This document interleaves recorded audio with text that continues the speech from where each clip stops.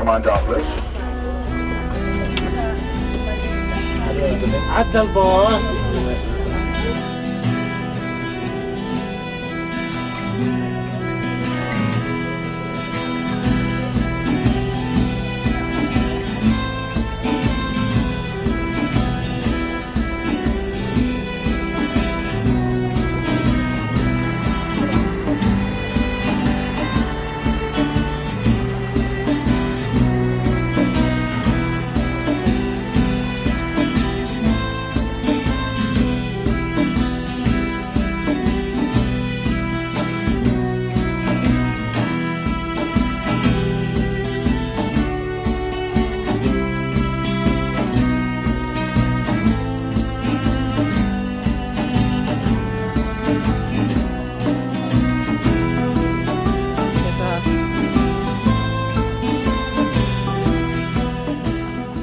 That's supposed to be the area where Moses have stood and look over to the promised land. When he stood up here, he was 120 years old. He died up here and he's buried in the valley next to Mount Nebo, but no one knows the grave until now. And the whole story of Mount Nebo, Moses and the children of Israel are mentioned in the last chapter of Deuteronomy, chapter 34. The whole chapter. You read chapter 34, that covers up the whole story. Okay? The area down below, that's what's known as the plains of Moab. That's why in Deuteronomy chapter 34, it says Moses went up from the plains of Moab to the top part of Pisgah.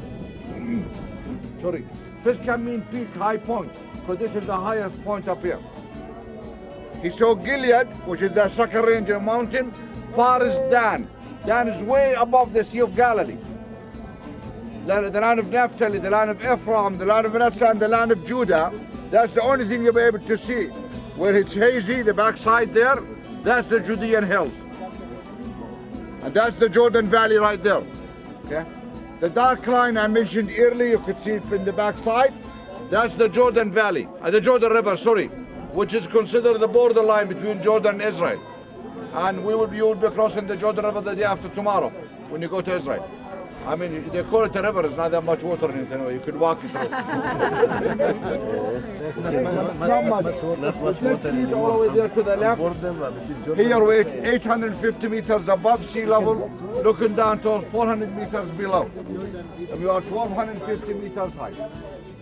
This is a copy of the serpent of Moses. That's what he lifted up in Sinai when the Israelite was bit by the snake.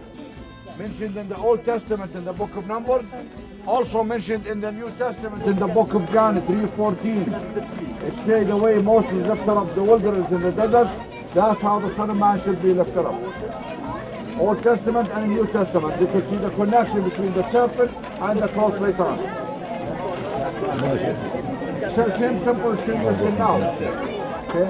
Simple healing. This is the canusa. The doctors are using a simple side and how far it's as a crow flies. All the cities on the other side, there's a sign there. Now when you go to Israel, you go to a place known as the Garden Tomb. Okay? And you're going to see a round stone like the one over there to my right. But you're going to see a smaller size. The smaller size you will be seeing there was used as cover for tombs.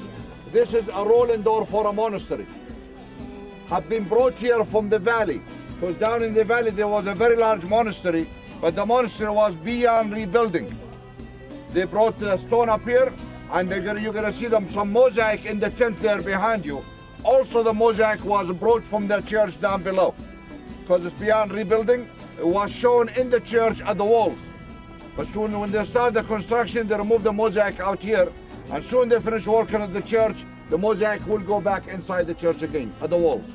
Because during the Byzantine timing, they used to decorate walls and ground of churches with mosaics.